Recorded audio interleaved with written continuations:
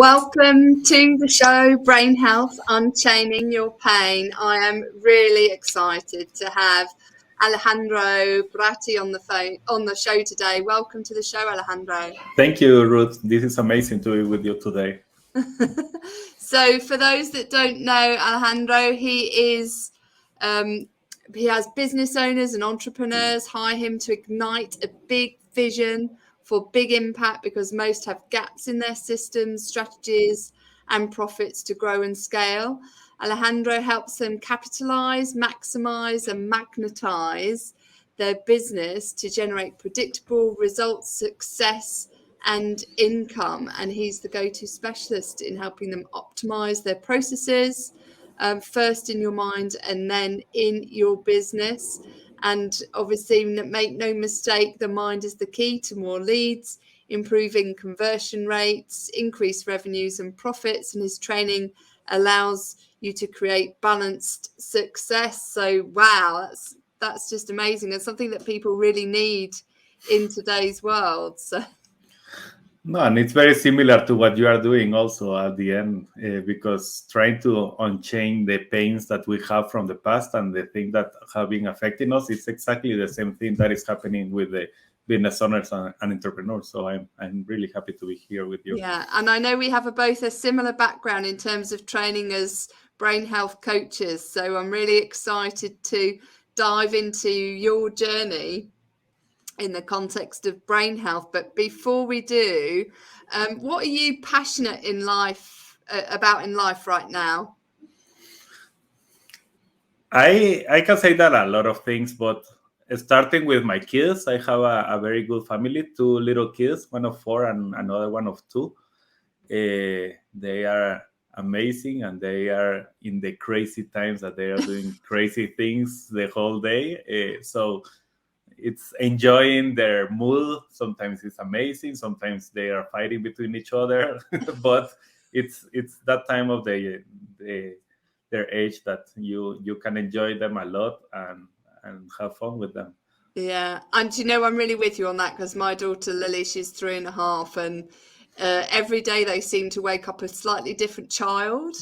Because Exactly. the brain has developed, and you're never quite sure what child you're going to get in the morning. Exactly. You are looking like, are they going to sleep well the whole night, and they're going to allow me to have a good night or not?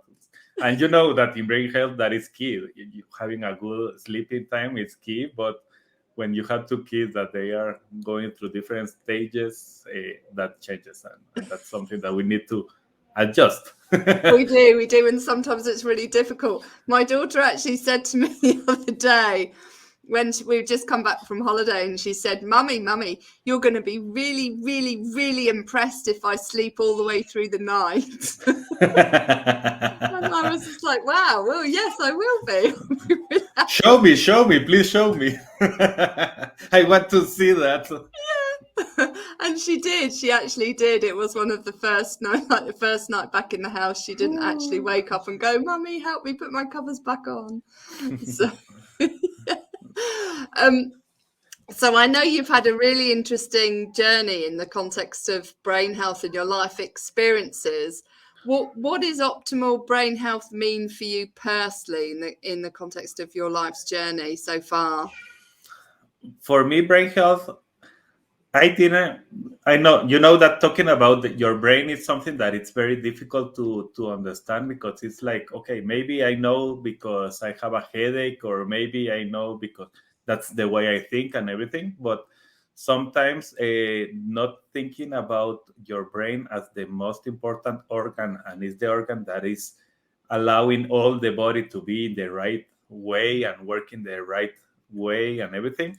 So that for me was amazing when I started to learn and do all the things with Dr. Amen was amazing, because really for me was like eye opening to start to see how the brain is so important, and just because we don't see it and we don't feel it, we don't take care of it. Like we are thinking maybe the stomach is very easy to know that I have some bloating, or I have something wrong, and I can be like, oh yeah, my stomach is hurting, but my brain is not that easy. maybe No, a it doesn't headache is the express only pain one, but directly, does it? So our brain exactly. doesn't actually tell us we're hurting. It expresses it in a secondary way through either through our skin, in terms of our skin. We exhibit markers of stress, Mm, that our brain is under stress. By, for me personally, I'll get dry skin is a mm, classic sign of stress for me, or ulcers in the mouth, or it'll express it in terms of our gut being upset, but it doesn't tell us directly, because we don't feel the pain yeah, directly yeah, in our head, that our brain is in trouble. yeah.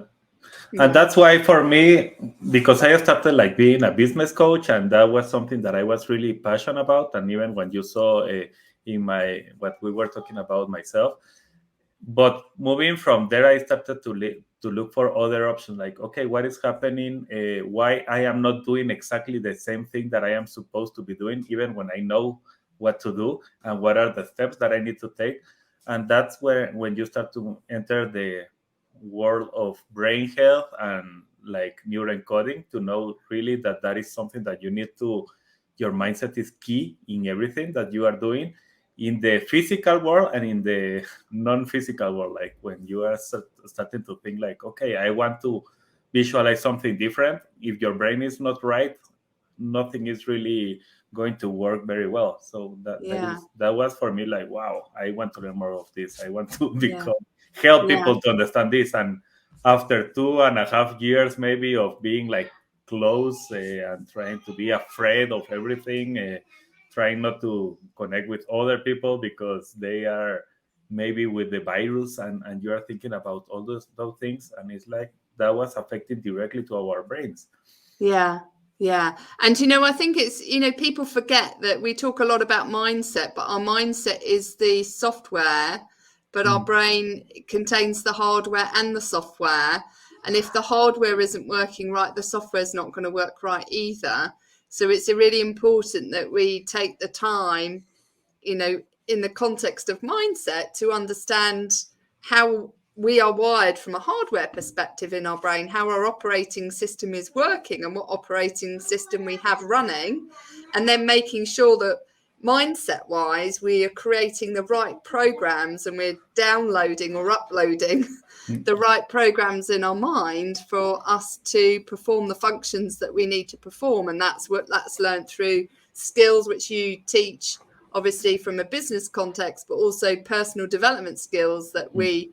we learn in the context of whether it's life coaching or therapy or brain health coaching, whatever it is right for you, is getting the right skills to not only allow your brain and your mindset to work, but to get the best out of it. I'd love to dive into your story, because I know that you have a really interesting one that really affected you for much of your life. Could you take us back to your early childhood, if you will, and tell us how your childhood evolved, and what happened and where it led to? Yeah, the time that you are talking right now is when I believe I was 7 years old, Uh-huh. and we were traveling with my parents, with and my cousins, and it was a big family trip, and everybody was happy, everything was fine.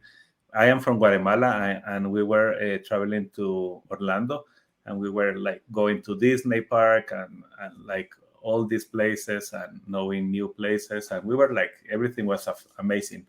And one day, my parents realized that there was a storm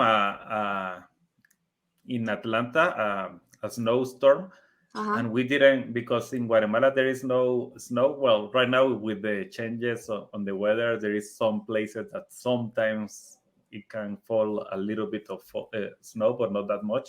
Yeah. So for us, was like, wow, there is some snow there. Let's go there and let's find and play with the snow, and let's just understand what is that.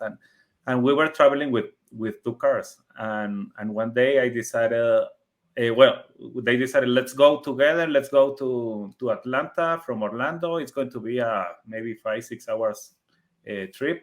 I'm not sure. I don't remember. But we left and everything was fine. But I remember very clearly that I was fighting with my parents, and I was in their car, like, and going there. And suddenly they stopped in the freeway in a place just to go to get some food and go to the bathroom. And I decided, no, I don't need to go there. I can stay here at the car. And they were like, no, but you have to come. No, it's okay. I can stay here. I don't want to go with you, because I was mad. I was like angry about, I don't know what, but I was angry about something.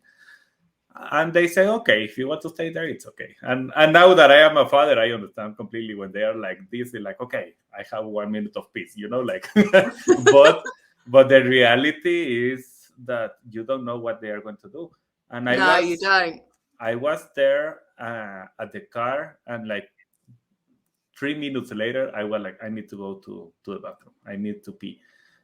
And I went down from the car, and I went to the bathroom, and I went to the bathroom, and when I came back, there was nobody there.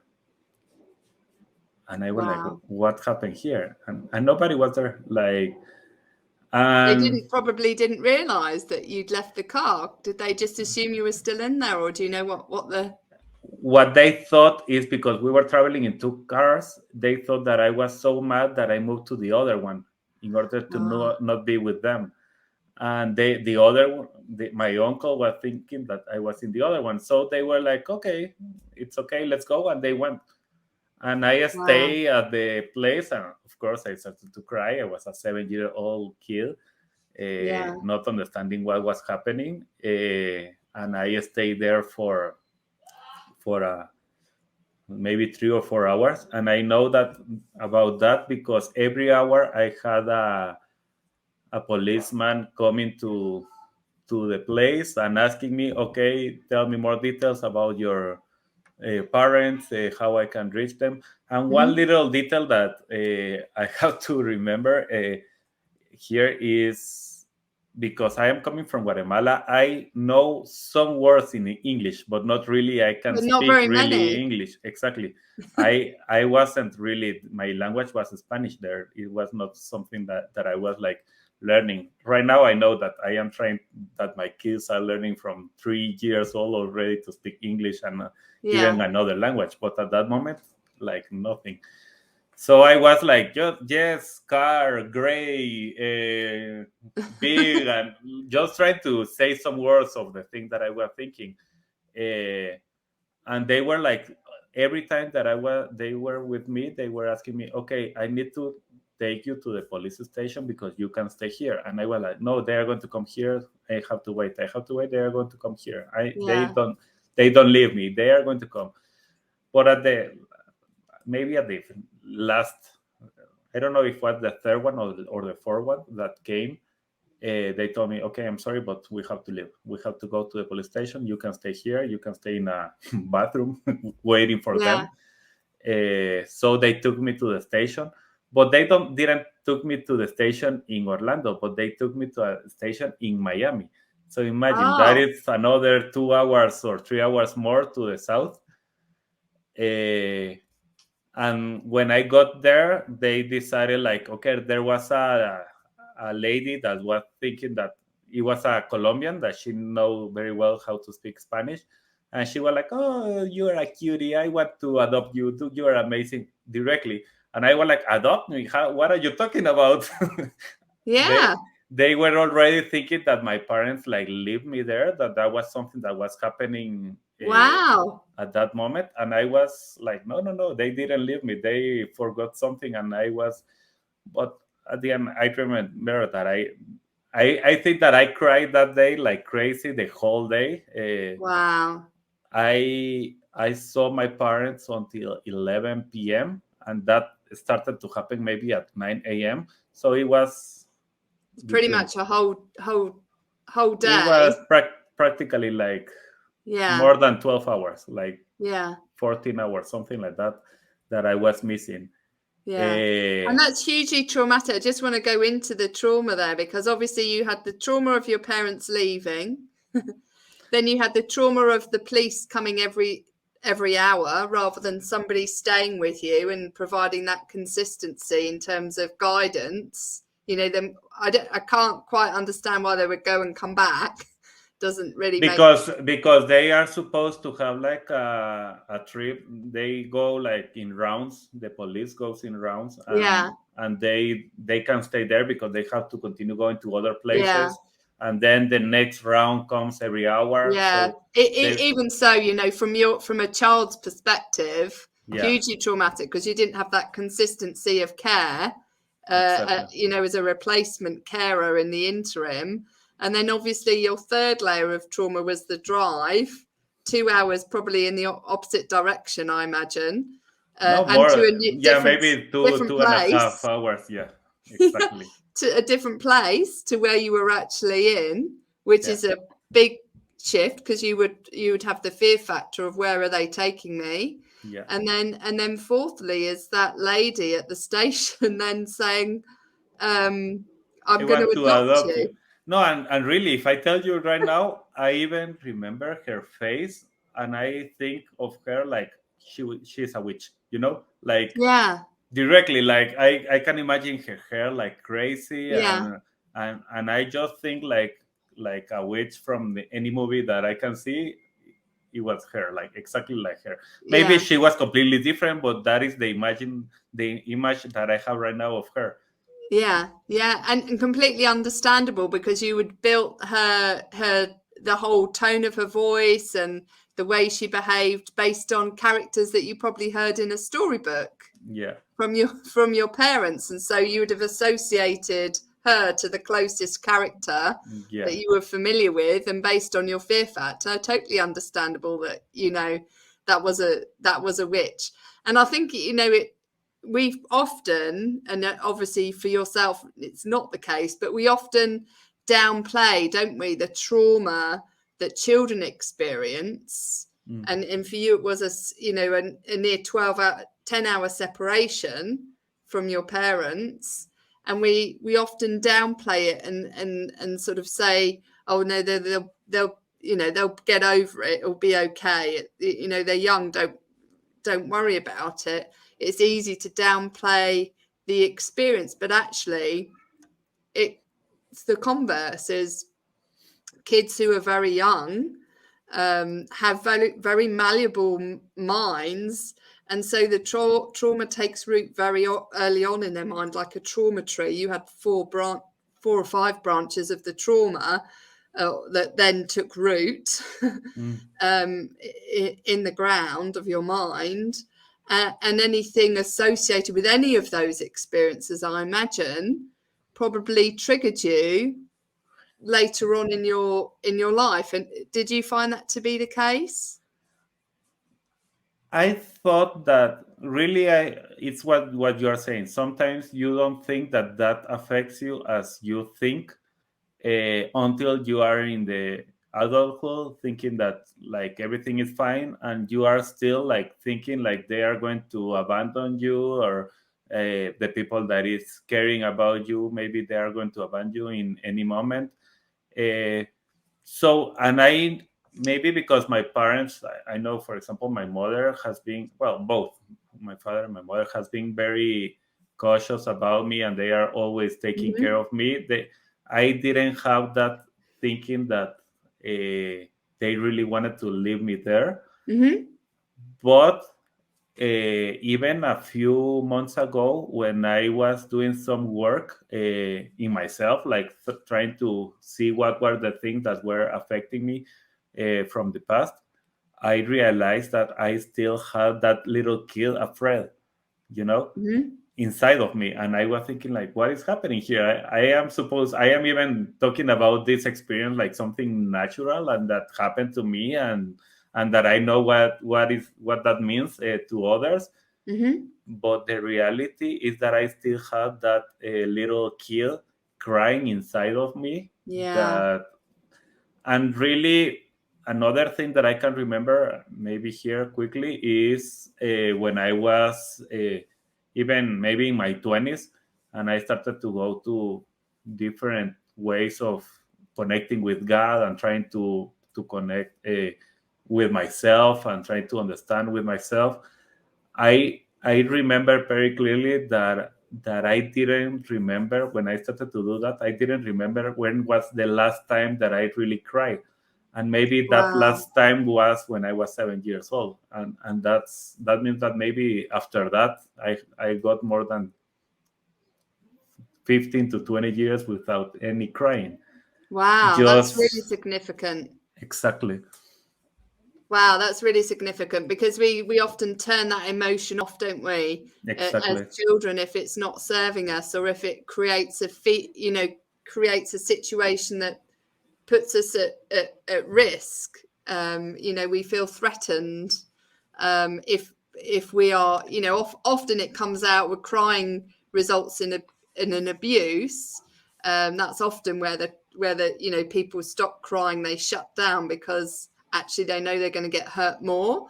But I imagine you had to shut it down to protect yourself, perhaps even from the witch Yeah, that was exactly. in your mind. And at the end was two different like pains that I had. One was the abandonment, and the other one was Yeah, this witch for me.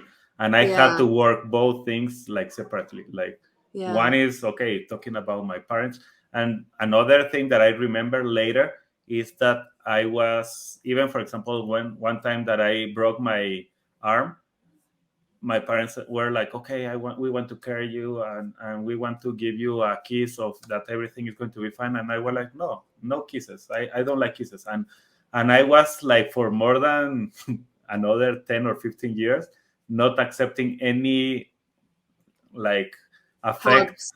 or hugs, or because I was like, no, I don't need them. I know that you love me and that's it. You just have Yeah, to tell me, but I don't want to feel it, you know? yeah.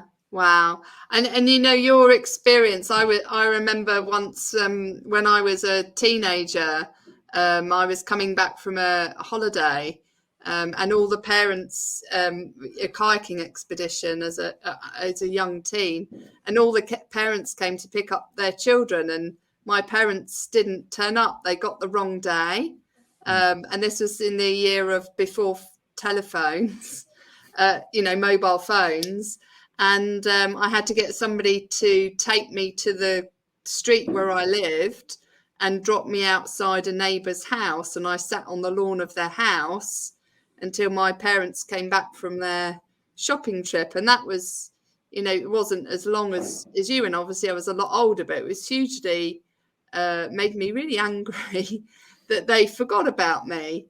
That experience and that feeling of just being left, and abandoned, completely unintentionally, but nevertheless it happened, was quite upsetting. And obviously the younger you are, the more impactful it is, because you're more reliant on your parents, Yeah. in terms of your security and protection, if that's what they're offering you. And if they're not, then obviously you have different traumas. Yes, and you disconnect. Something that I learned is that you disconnect parts of your own being just to try to survive that thing that happened to you. And that was Yeah. exactly what happened to me. I disconnect like part of my emotions and how I Hmm. can deal with the emotions. Like I can be successful, and I really was successful in a lot of stuff that I Hmm. did. I was one of the best students in all my career. Uh, but I didn't want any hug or anybody like trying to give me some affection. And I was like, that Wow. was something that was stopping me. And I needed to work on that area also. Like, that is really an important part of who we are. It is really, and especially in the context of feeling safe, and that emotional regulation, particularly for children, is human touch is absolutely essential to facilitate emotional regulation when it's done, when it's appropriate, obviously. Yeah. And the fact that you not only didn't, you blocked it and didn't have it, must have been hugely difficult for you, and later on in life, because you didn't have the emotional regulation Yeah. that we would typically have developed through that physical contact that we need, in terms of, we talk about it also in the context of child's play, is children need that rough and tumble physical contact too, to help them learn how to emotionally regulate themselves better.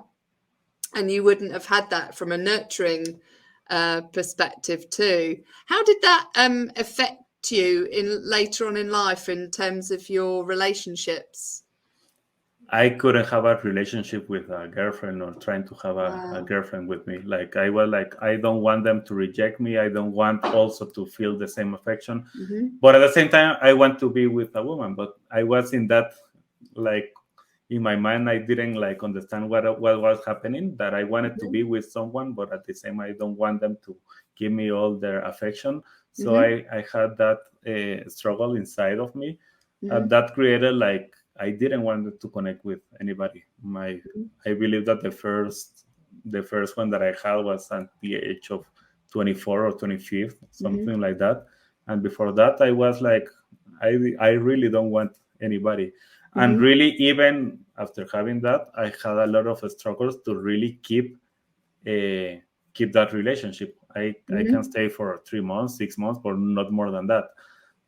And I am like, okay, no, I am the problem here, so don't worry about me. It's my problem. I don't know what is happening. Goodbye.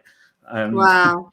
and it was like that. And I was like, okay, I like you, I love you, but I can't be with you. I don't know what is happening, but I have something So you that is couldn't have that blocking. physical contact and that, Exactly. yeah. Wow. And I think that happens to a lot of people. I don't think you're alone in that context, particularly people who have had to disconnect, from a physical touch because of past childhood trauma. Is it can be very damaging for at a relationship level, Yeah. in having that deep connection physically, because the deep connection physically activates emotional connection as well because of our hormones, and how everything works within our hormonal regulation is activated through physical contact. So Yeah. wow. And when were you able to work on it and to unravel it all? How long did it take you before you were able to do that? I think it was, for me, it was a process. It was not something that was like Uh-huh. simple, and I can tell you exactly at this moment I fix everything. I Mm-hmm. know that I have a wife and I have two beautiful kids right now. I'm enjoying them. But for example, the last part that I needed to fix about that little kid happened a few months ago. Wow. And I was exactly with a coach that she understood a lot how to do like the how to go deep inside of you. Mm-hmm. So I had that moment where I started to see that little kid in front of me, like I was visualizing. And when I was doing that, what happened is he asked me, okay, what are you going to do with that kid? Do you see him? And I was looking at that little Mm-hmm. kid in a field that he was alone, completely alone. And the first reaction for me was what I would like to do with my kid. So I run to him and I give him a big hug. I was not even telling anything. It's like, I don't need to tell you anything. Just this hug is going to fix everything.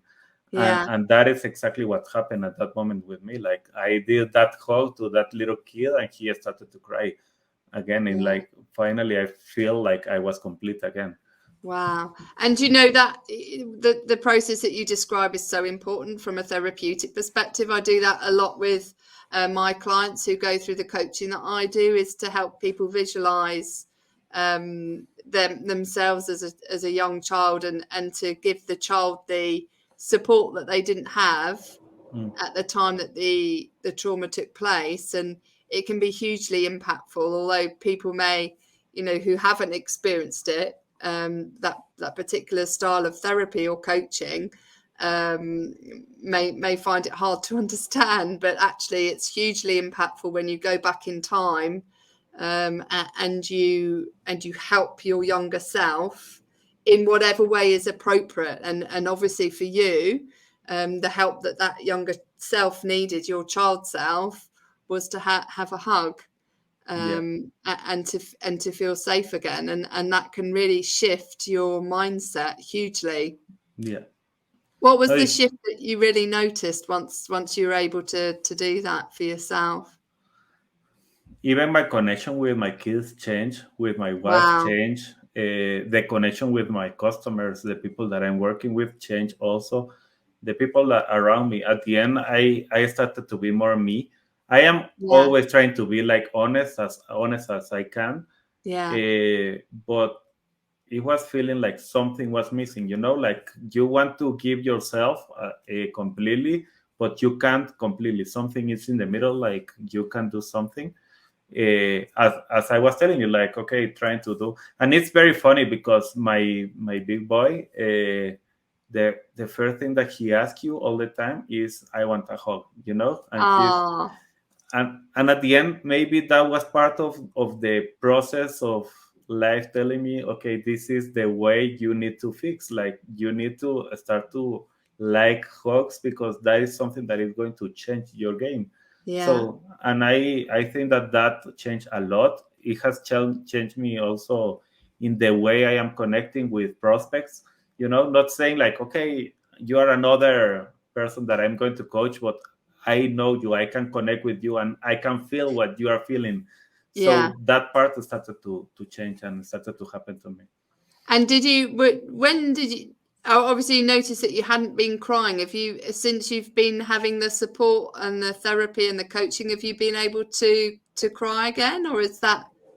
No, that already changed for a while. Depends what, if it's something very emotional for me. Yes, I Uh-huh. I cry. Yeah, I Oh, don't that's have wonderful. yeah, and I know that helped me a lot to write. Yeah. Wow, to release those emotions, and that Yeah. is really important. Yeah. And I think, I talked about this with another guest on the show, is that we often see crying as something that we ought to, stop crying, because it's not serving us, but actually it really does serve us. And I always sort of say it's okay to cry, baby. um, because being a crybaby is really helpful, and actually it's allowing ourselves to ride the wave and to release all the cortisol and the unhelpful hormones that we've built up inside from an emotional, from that emotion that we are holding on to, is releasing that emotion like a wave, and just riding it out with the tears, and allowing that and those floods to flow, which is like letting yourself ride the wave, and getting that release that's so necessary. Yes. And I'm really pleased you've been able to do that again for yourself, because, as you said, it's such an important aspect of emotional regulation.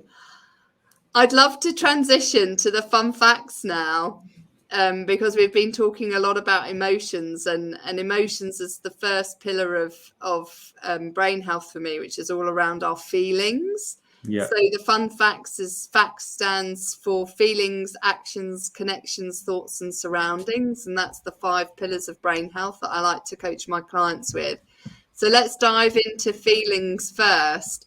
What's the funniest thing that's ever happened to you? The funniest one. Um,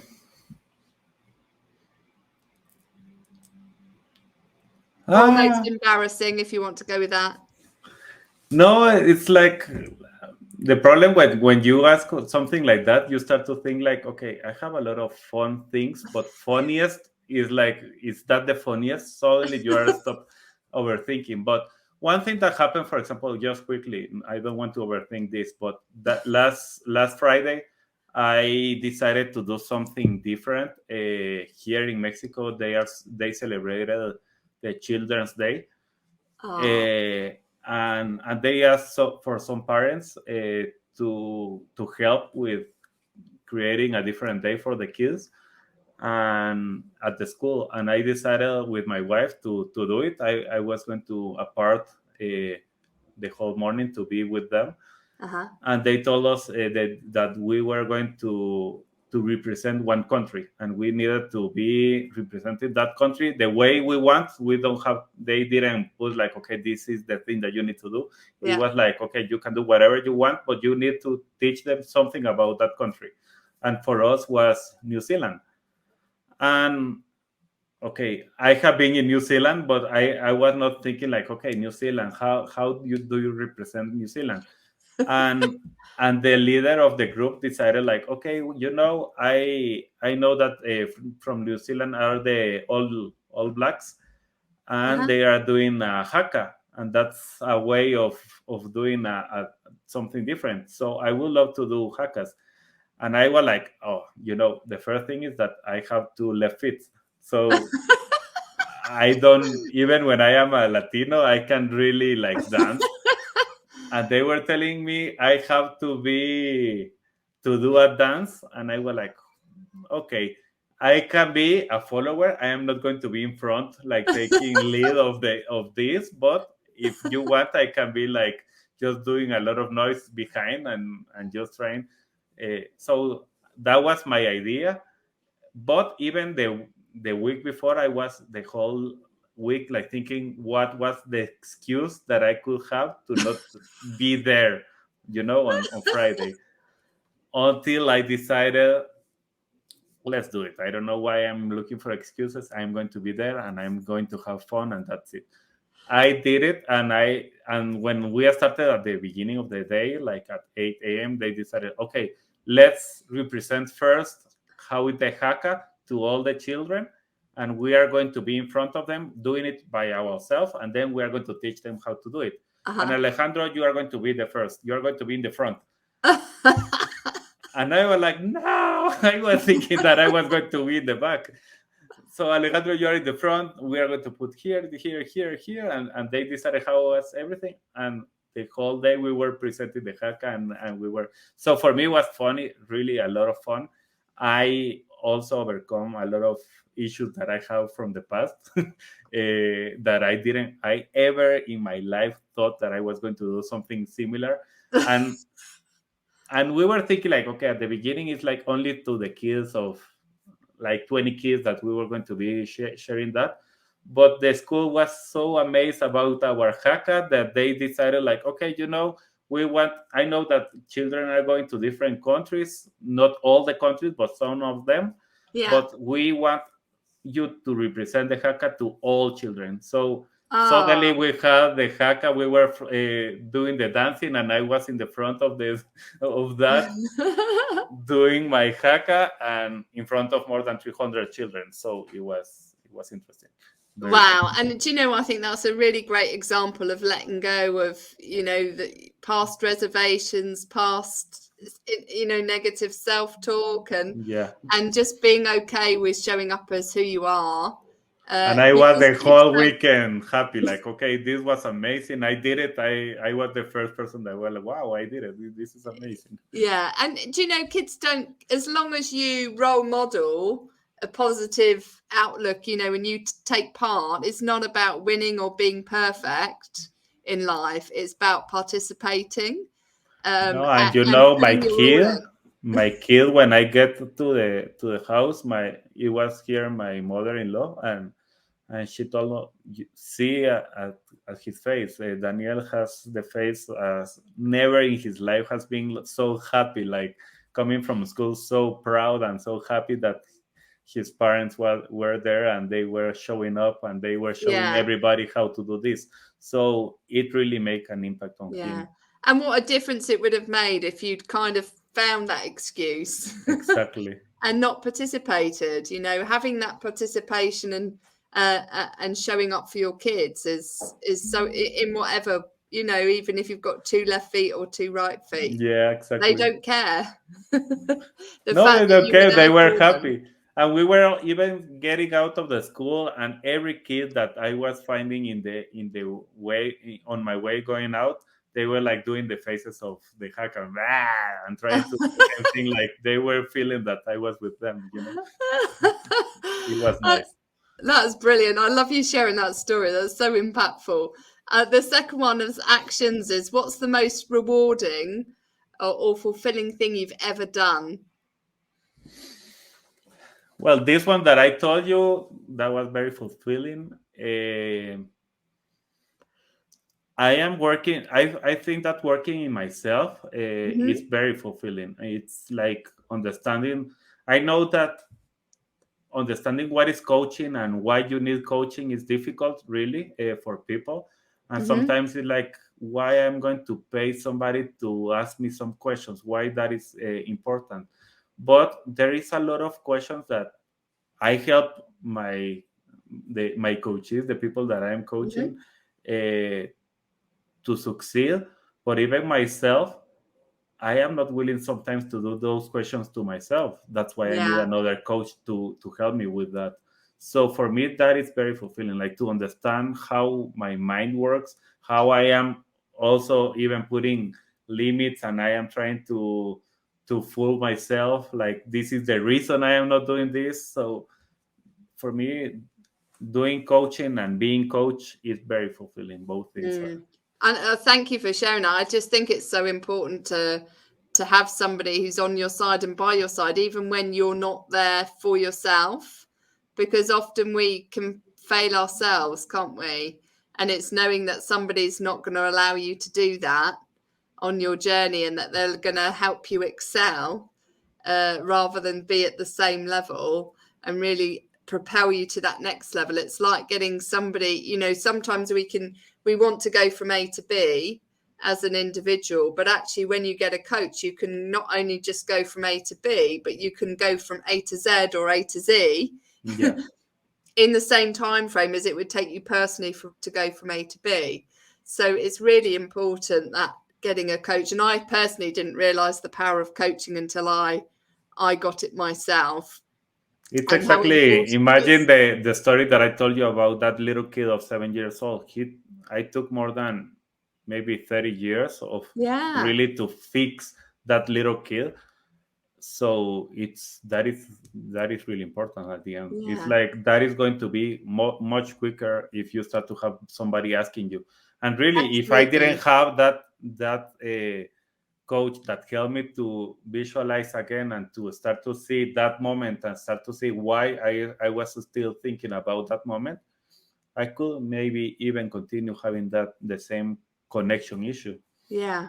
Yeah. And look at the difference it's made to you both personally and from a business perspective, is being able to unchain that pain and that help that child who is stuck in that state of not feeling that they were loved or protected or nurtured, and being able to make them feel whole again and Yeah. feel loved again is so important. And we all have that little child still exists inside of us in some way or another, but it's understanding where that child is and understanding how we can help them become the adult we are, because we all have a little child inside our mind, and it's making sure that they're happy and cared for, and have been able to heal from any pain that they experienced in their childhood, because it can manifest in so many different ways, can't it, as you've experienced yourself, Yes. and show up in our adult life in ways we don't even potentially understand, especially if the trauma is very early, because we don't have the language to express Yes. the trauma that we experienced.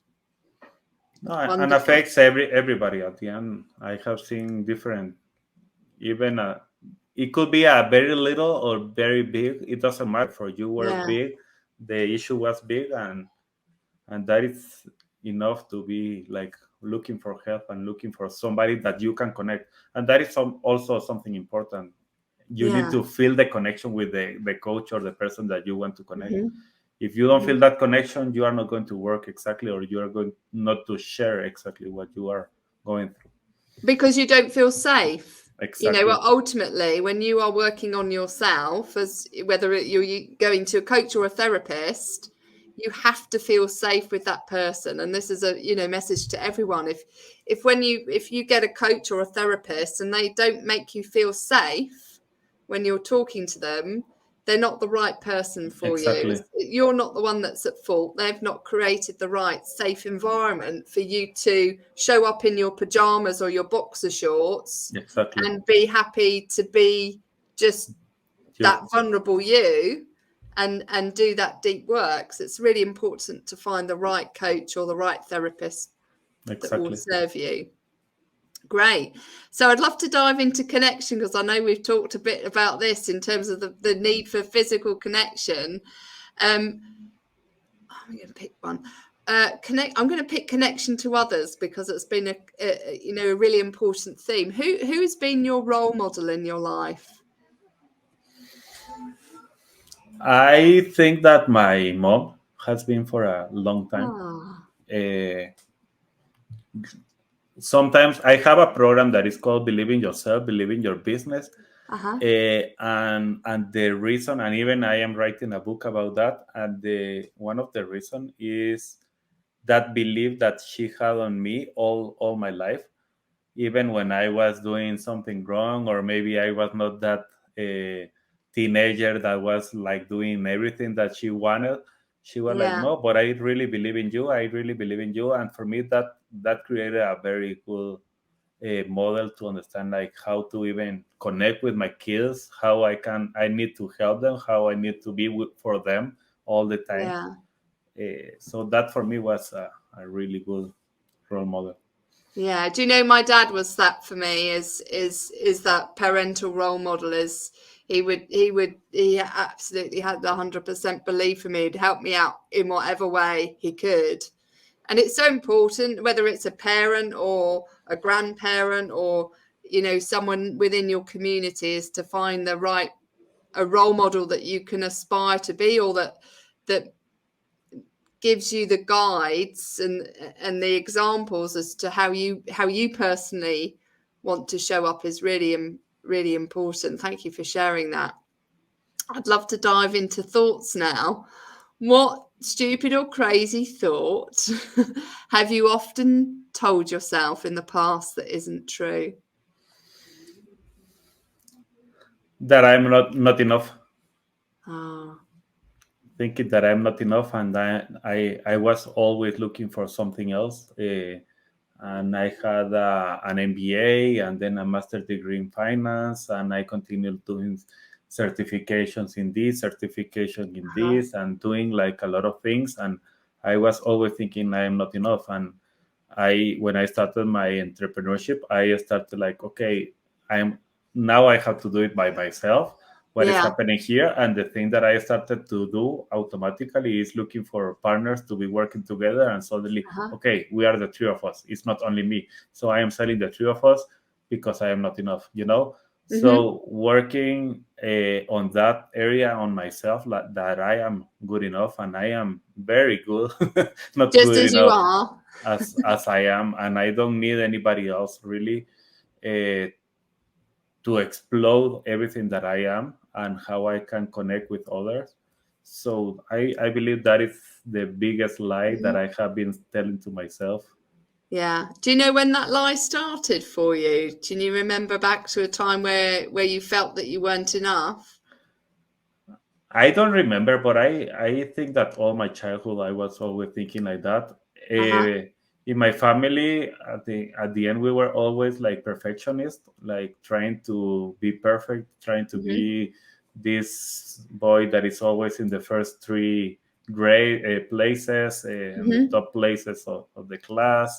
That I was doing everything, and if I one way of me not being there was just trying to tell my parents like I can decide even if I don't want to be there, because I don't want to, and not because you want me to be that excellent or best student. Mm-hmm. I am going to be there. So I was always thinking like that, Mm-hmm. and sometimes that happens also when you are the first boy. uh, Yeah. you are like reaching and reaching and reaching, and suddenly you are happy that everybody is applauding every time that you reach something. It's like, okay, I did it, but I need that is not enough. I need another one because I Mm-hmm. that already passed. I need to look for the next one, and you don't even enjoy and are happy with the thing that you have Mm-hmm. right now.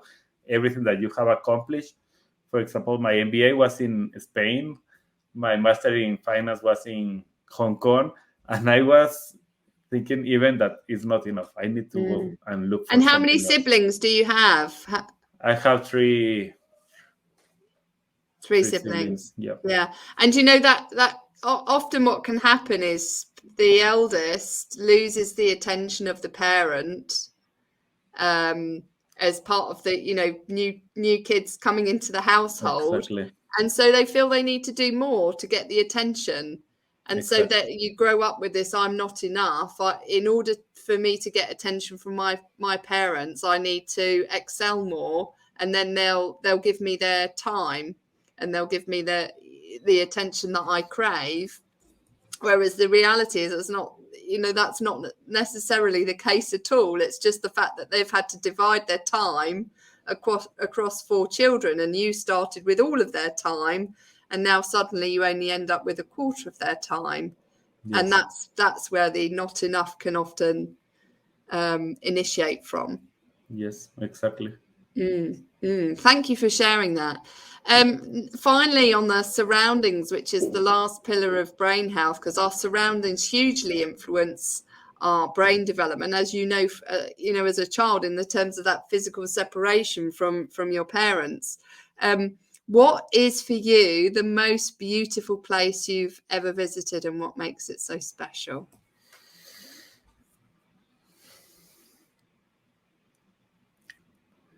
I love going to Africa. I've And never been there. I was there the first time that I wanted to do something different, and I decided like I want to be the.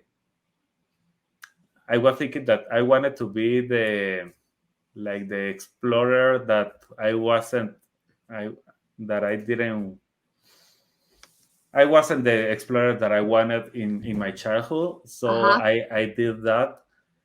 And a few years later, I could do the same with my wife to take it as a wedding gift for us, and it was amazing, really, for me, being connected with nature and even looking how is the behavior of the animals. You can connect completely different with yourself, start to feel that you are different. So you can start to connect with different animals. Suddenly I realized that for me, lions are, you can show me all the animals, but for me, a lion is completely different. Or an eagle, for example, that's, for me, it's something different. What makes the lion so, I'm really curious, what makes the lion so different for you to other animals? I connect with them because they show so much strength. They are like, and they don't need to be showing. It's like they are just walking and all the animals start to run just because they are there.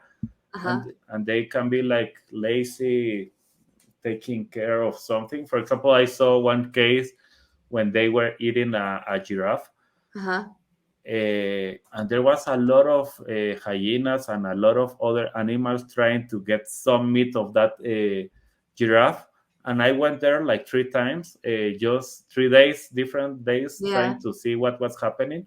And each time that a hyena get close, maybe like 30 or 40 meters from the giraffe, and a lion just stand up, start to walk, and the hyenas were like running like crazy, like 2 miles away, because they could be the next dinner. Exactly. So they are like, I am not fooling with you, I am not going to be messing with you. So that power, when you know who you are, and you know what you can do, that's what I see in a lion. So for me, it's like, what, that's exactly who I am. It's like, I want to be like that. Thank you for sharing that. I love that analogy, and the fact that, they can just show up as who they are, and they have that confidence that just standing tall and standing proud is enough. Exactly. And it doesn't matter that they have some scars and because of everything that they have done, but they are like, I am here and I am the king of the the world, like walking like that with that confidence. Yeah, brilliant. Thank you.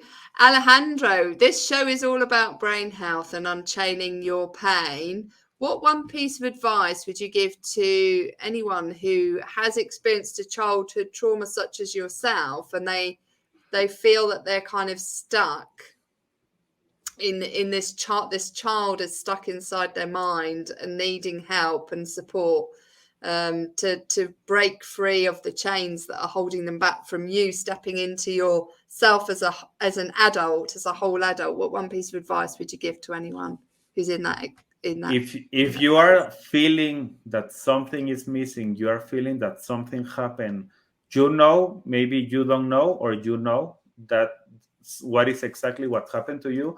I know, and I know that we are almost at the end of the show, but for example, for me, I also had another that I am not going to explain right now, but in my case, another problem with my father, that he didn't like teach me a lot of the things that he was supposed to teach me as a child. I started to find that other people did that work, not him, because he was working all the time.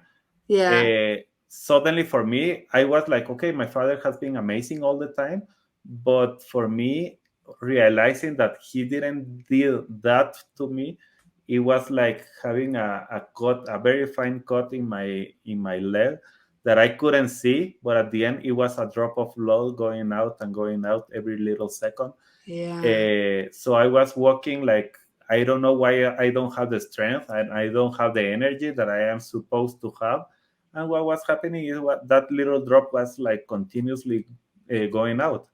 So if you have that inside of you, you need to look for help. And there is people like us that we are really happy to help you. Dr. Ruth, myself, and you have to find somebody that you really connect and you feel like, yes, I can tell you even the dirty secrets because you feel safe, Yeah. Thank you for sharing that. And I love the cut analogy, because so often, it's easy to put a plaster, isn't it, over a wound when we can physically see it, and that allows it to heal up quickly. But we don't pay attention to the wounds inside our mind, and that slow drip bleeding, when all they need is a little suture to help it seal up. And the intervention can be, depending on the extent of the cut, can be quite quick, or it might take a few sessions, or several sessions to get through. But the important thing is to get it seen to, and to get that cut tended to, so that it's got the opportunity to heal. Yes. Thank you so much for sharing that. Alejandro, it's been an absolute pleasure talking to you and listening to your wonderful stories and your experience of coaching and how you've been able to heal from your childhood traumas. How can people get hold of you to learn more about your business and what you do?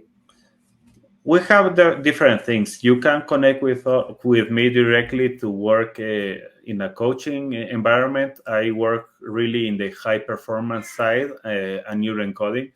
I am more in the software side, even when I know everything that you are doing with the brain health. I am not focusing on that area. So you can connect with me in LinkedIn and write to me directly. It's Alejandro Bratti, as I am here, and LinkedIn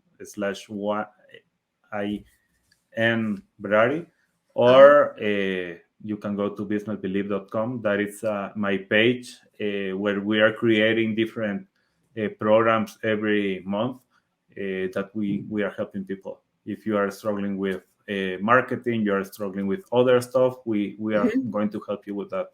And everything starts with your mindset. If you don't work with your mindset, it doesn't work. It doesn't matter that you it doesn't matter that you have the best strategies helping you. At the end, you really need to have to work with your mindset first. Absolutely. Thank you so much for sharing that, Alejandro. It's been an absolute pleasure having you on the show. Thank you for being on my show. And remember, everyone, this show is all about brain health, unchaining your pain. You're not stuck with the brain you have the power to make it better. And Alejandro has really shown us how through his wonderful story. Thank you, Alejandro. Thank you, Ruth. It was amazing. I really hope you enjoyed that conversation. Thank you so much for listening. Please be sure to like and share this episode and leave a review on my website or on Apple Podcasts. If you're looking for opportunities to optimize your brain health or unchain your pain from a past trauma, make sure you visit my website www.ruthmaryallen.com and use the code podcast10 at checkout to get 10% off all programs. And always remember, you are not stuck with the brain you have. You have the power to make it better. You have the power to unchain your pain and optimize your brain power and performance so that you can win back energy and time doing what you love.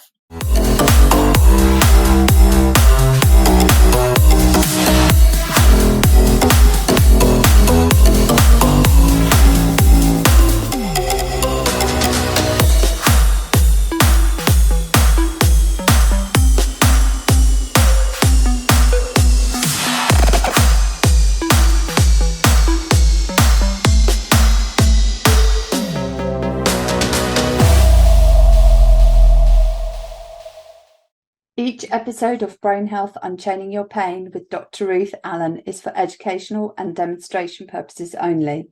The information shared in each episode should not be interpreted as medical advice. This episode should not be used to self-diagnose or self-treat any health, medical or physical condition. Do not use this episode to avoid going to your healthcare professional or to replace the advice they give you. Consult with a trusted healthcare professional before doing anything contained in this episode. If you have any questions or concerns, please contact www.ruthmaryallen.com/connect.